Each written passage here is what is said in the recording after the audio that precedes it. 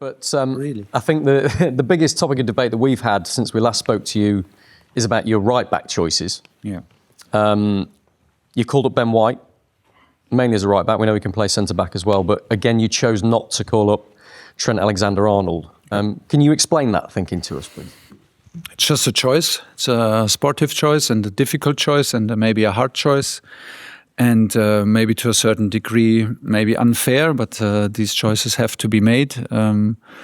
The choice was for Ben White because I saw him play here in the final, in the cup final against Manchester City. He played the Champions League match, I think, before, and was straight away back to his old self. It was the chance for me to meet him in person, to see how he interacts with the group. I think I know what Trent can give us. So the choice was for Ben, to call Ben up, and for Tino Livramento on the right side to stick with the guys who actually had the good camps with us in September, October, November. They also need the minutes. There are a lot of players on this position, Chad Spence as well, who fight also for a ticket. So I didn't want to leave them out. I know that it creates noise when you leave a player like Trent out. And we had a call. I tried to explain the situation, but it just has to accept it.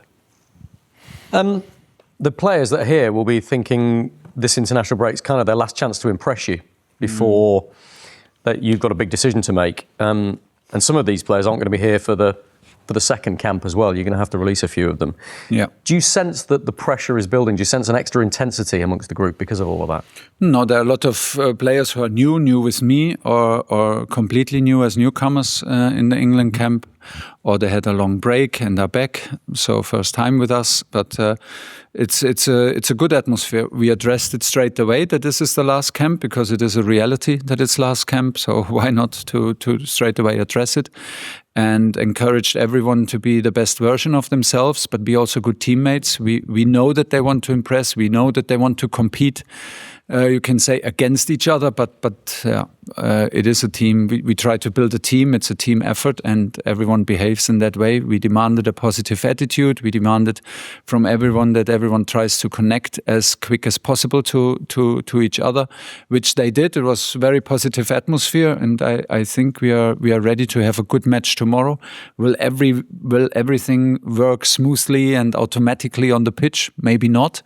But it is not easy to take. It comes with a bit of pressure and it comes with scrutiny, but that's the job and that's for the players as well, and that's the situation in which they are in. It's a very positive pressure because they fight for England and they fight for a ticket for the World Cup, and there is also a lot of football still to be played on club level and European level, and I will be in the stadiums and I will be in front of the TV and keep on watching. So decisions will be made late in May.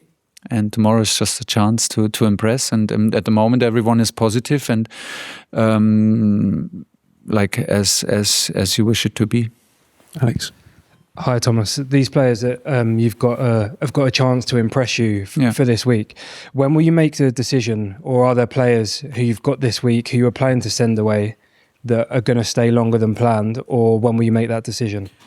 I will make the decision on Friday night after the match, because then we have a clear feedback about injuries and we have clear feedback about the guys who are coming in and then are in camp. So we also need to reevaluate their situation, and then we take the decision. Some players know that this can be the case, and they had enough time to digest it because it's more of a chance than of a negative thing.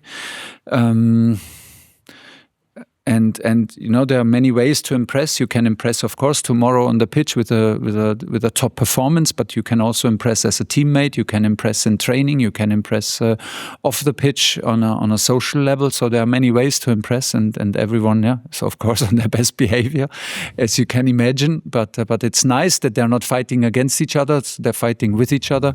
And at the moment, everyone believes that he can start tomorrow. Decisions are not made, and there will be some disappointment. I think this is normal on Saturday morning when we split the group. But the group that stays in the second camp deserves also our full attention and deserves to be a small group, and that we can support them and push them to the second match. We've just had Noni Madueke in here speaking about his England career and chances. He's in a unique position where he competes with Bukayo Saka at club level and then for the international team as well. How do you see that battle? What does it bring out in him? And what do you like that Noni Madueke brings to the England team? Yeah, so first of all, I like that he plays for Arsenal, of course, and is involved in so many chances for titles, and that he's in a competitive environment. Is sometimes difficult because he competes with one of the very best. He himself can be one of the very best. I feel and I believe that we saw the best version of him in June, where we had a difficult camp, but he was maybe our best player against Andorra, and he had a very strong camp in September, an outstanding match against Serbia. And then quite a tricky injury, and Bukayo took over at Arsenal, and Bukayo took over at England for us. So they're fighting for it. I strongly believe that we need more than one player on each position. So yeah, it will be in the end a good competition for us. Noni was very, very strong, and he needs to show up tomorrow and show that he can continue where he left, because he was not with us October, November, so it's quite a long time, but we have high expectations. He's in good spirits. I will try to push him because I think he needs that. He gets a little push, and then he's in the responsibility to deliver. Kerry. Thomas, good evening. Maybe one of your toughest decisions as you name the squad, Phil Foden and Cole Palmer, two quality players. Yeah. Can you describe from your point of view the profiles they offer you to take to a World Cup and how hard that decision might be from the training camps this week? Quite similar. Both left-footed, both good in the half position, both very good in the first steps with the ball. They can drop a shoulder, beat players in both directions. High understanding of the game. They love to put other players into action. They love to assist. They love to play risky passes. I think maybe Cole takes a little bit more risk in his game than Phil. Phil is maybe, he played like several times now also for City on an 8 position, very, very responsible. Is maybe a bit more physical in terms of non-stop running, and Cole has these little outbursts of pace and speed and creativity, but they're quite similar, and they're both on the highest level. And when you see them in training, it's pure joy, because every little exercise they show their quality, and they're in love with the ball, and the ball is in love with them. So it's a pleasure to watch, and in the end we will have a difficult decision, because there come some other players also into camp on the number 10 position, so it will be a tough one. And also looking at Calvert-Lewin and Dom Solanke, who have come into the squad in this. How hard is it to find the player to come into the squad as the understudy to Harry Kane, or the man to step in when Harry Kane is available? Very difficult, because Harry is our captain and the goal getter, and of course a starter for us. And the question is then always like, if we are chasing a result, do we really take Harry off? And when is the chance to be a substitute for Harry? Is there, like, when is that moment, or do we even look for someone who can play with Harry? Do we even look for someone who is maybe then also a good penalty taker? Because maybe in the heat, Harry is maybe not on the pitch anymore when it comes to penalties. So who can replace him there? So these are the questions that we have to answer. But first of all, it's important that the two of them understand that it's a big chance to be in camp without Harry, and not like to sit on the bench and wait for 10 minutes or 15 minutes, but to compete actually for a real chance to start and get good quality minutes. And the that's what they're up to. That's the challenge for the both of them. They're very like all of them. They're very positive about it, and I feel that they really wanna show what's in them. We had a very good training session yesterday, and hopefully they can prove the point tomorrow. James. Hi, Thomas. Can you tell us who your captain will be tomorrow? Good question. Normally, I would say between John Stones, Jordan Henderson, Jordan Pickford, one of the three. So you haven't decided yet? Depends who starts, and then I will decide. The last friendly here in October against Wales, the atmosphere was a little quiet. Do you need a bit of patience from the fans tomorrow night, given what you're working towards? Yeah, that would be ideal, but I understand if you come, you have also high expectations. So will everything work out smoothly from the start, and everyone will find its position, its rhythm? I mean, there will also be some nervous players there, and they will find their way into this game. This would be normal if it's the case. Don't forget, we play against high quality opponent with high quality players, like up front and in midfield. It's like really they play for top clubs. It's a top coach, so it's a tricky one, and we need to fight our way into it. We need to run our way into it. We need to be physical. If not everything is maybe straight away clear. We need all to be patient. But at the same time, I expect us to play with freedom and to play with excitement and to take the chance and not hesitate. Thomas, hi. Before past World Cups, England would often play opposition from around the world to prepare them for the group stage, because obviously we mainly focused on European opposition. But is that so important now? Because a lot of the players play in Europe, so there's a familiarity. And are all styles around the world becoming a little bit more familiar? I'm not sure if the styles become familiar. I have the feeling everyone is doing really complicated things, and I see in every opponent I see new stuff that I haven't seen before, and we need to come up with new solutions. Be it against Wales last time, which was so difficult to find the right press.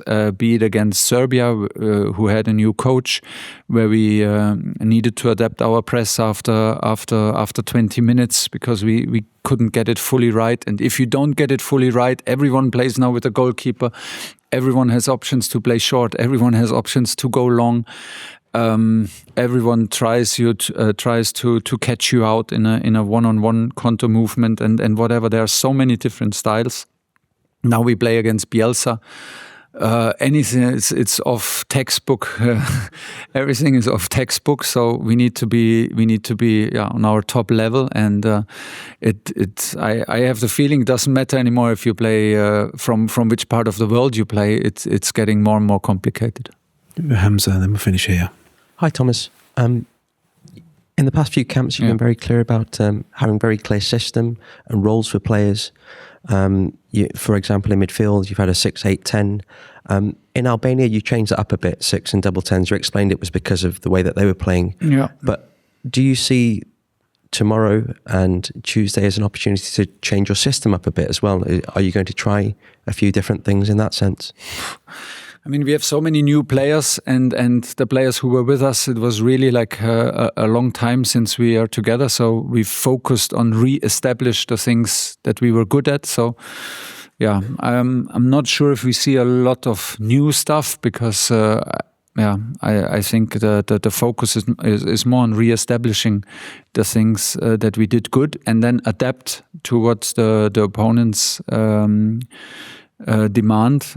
We have the feeling that, or we predict that Uruguay will play with 3 very mobile midfielders, which is a bit similar to the Albania game. So they change position, they rotate, they play with 2 wide aggressive wingers and the classic number 9 with Nunes. So a lot of quality and a lot of very unique style of playing, of build-up, and how they want to create chances. Very physical, a lot of running that we have to match.